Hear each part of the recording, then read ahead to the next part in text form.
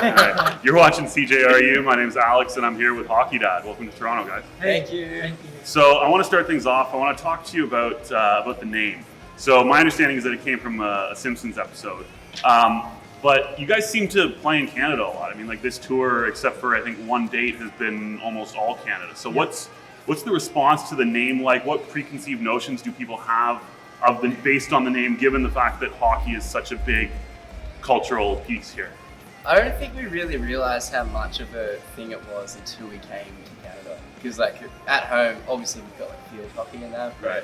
You know, we got the joke off the Simpsons. It's like, you know, funny soccer mum kind of thing. Like everyone's got them. But we knew it was a thing, but we didn't know how deep hockey ran. Right. It was, The response is always so good for the name, which is great. It helps us out a lot. So I want to talk about your influences a little bit.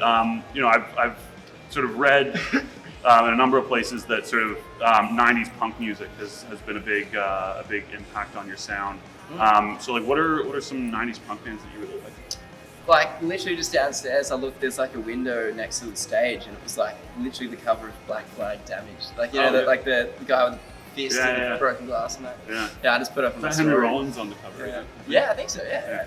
But my older sibling. My next elder sibling is 11 years older, so I was heap playing as a but yeah, like my elder siblings, they just smash like Pennywise and all that kind of Well, they were shit. big in Australia for a little bit, weren't they? Yeah, they still do it. Like Pennywise are coming out like next month, or probably like early next year. So as you guys have progressed, what have you been drawing on more? I mean, you know, in my experience, as you progress as an artist, you sort of let some influences go and bring on more. Sort of what's that sort of progression been like for you guys? For me, it's more been country music for sure. Yeah, especially that's on, like, good.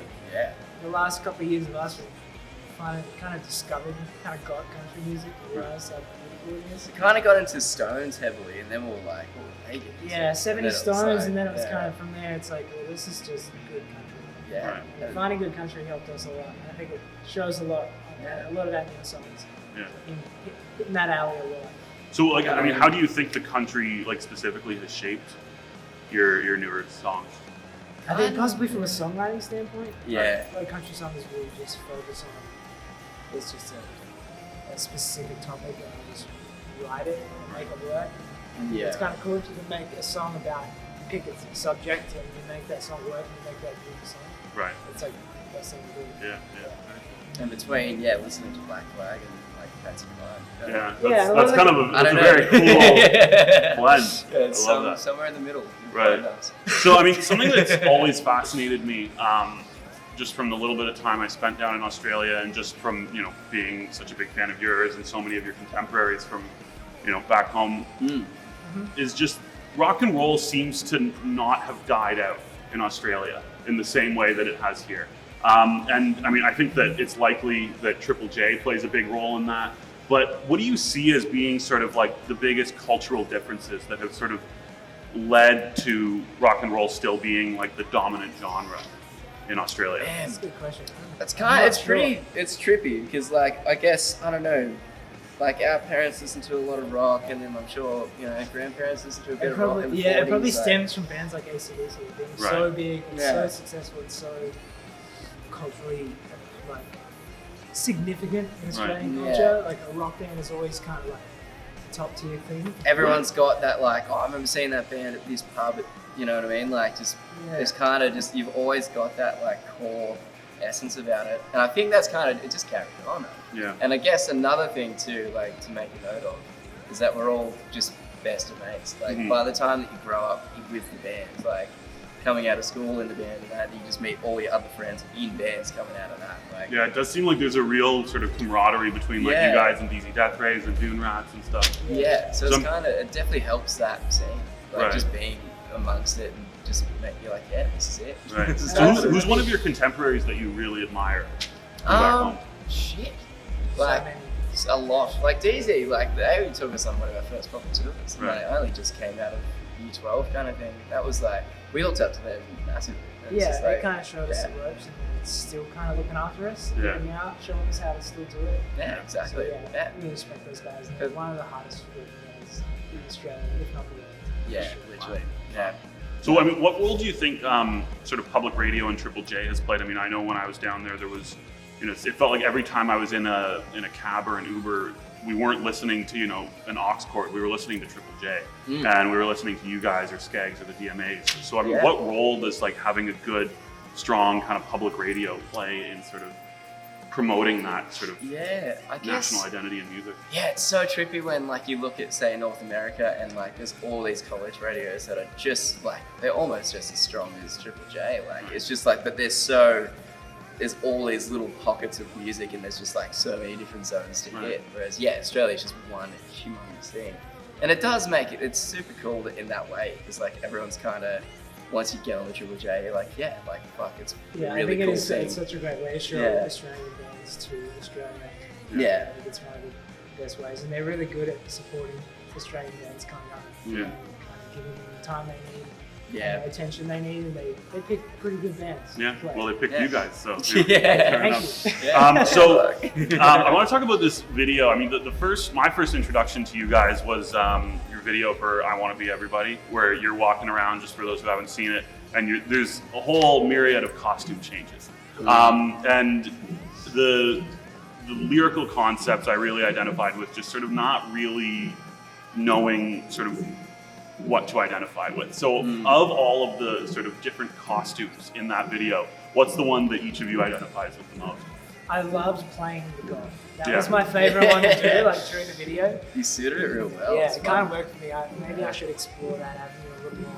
It just works. What was it? There was like a skateboarder kind of guy. There was a guy in the suit as well. A suit guy. Goth. There's like a kind of a lad.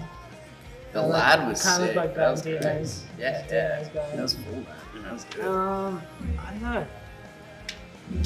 I don't know what resonates with me. I was just like behind the camera, just pissing myself laughing. I was just like, this is hilarious. I know. Yeah. Maybe I skate. I don't have black hair and skate, so I guess I'll just go with this. That's probably the one I'm most identified with. All right. So I mean, on the newest track, I mean, you guys always seem to write, very personal songs, and the newest one seems to be no exception. So I mean, what sort of personal experiences do you like to draw from when you're writing lyrics?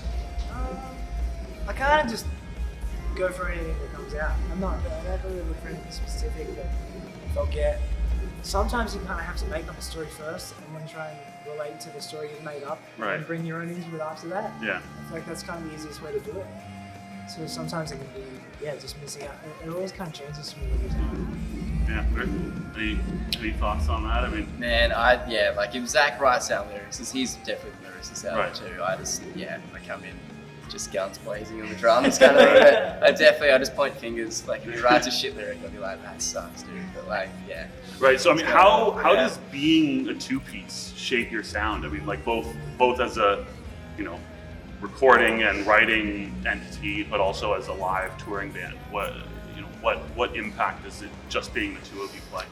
Over the years, it's definitely I don't know. It pushed us to make it bigger. So like in the early days, it was just literally a guitar amp and like it's thrashiest, worst singing drum kind of thing. Like, and over that span, we've definitely just concentrated on getting the sound better. And like whether it be like touring with DZ that like they play with more than one guitar amp, we're like, that's cool.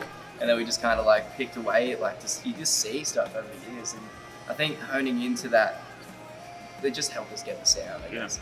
So that's kind of guitar-wise as well. Because there's only two of us, we kind of make them play guitar a certain way as to get a decent enough sound out of the guitar. So I'd have to play chords. We're always playing the root note. Always getting the bass through there. So I guess it kind of changes the way we structure songs or play certain songs. Right.